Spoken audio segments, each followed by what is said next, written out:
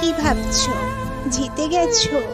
কারোর ইমোশন নিয়ে খেলে নিজেকে বড় খেলোয়াড় ভাবছো, তাই না?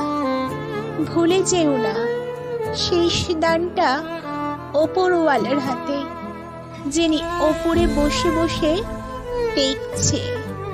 প্রিয়, তুমিও একদিন কাঁদবে, ঠিক আমারই মতো কাঁদবে। কোনো শব্দ হবে না, ভিতরে ভিতরে ভেঙে চুরমার হয়ে যাবে, ঠিক আমারই মতো। না কিছু করতে পারবে, না কাউকে বোঝাতে পারবে।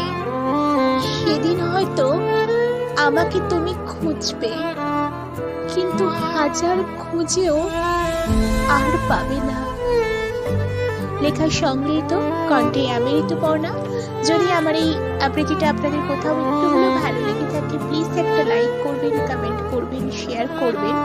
ঋদ্ধি আবৃত্তির চ্যানেলের সঙ্গে থাকবেন। আমার আবৃত্তিটা এতক্ষণ কষ্ট করে শোনার জন্য আপনাদের অসংখ্য ধন্যবাদ।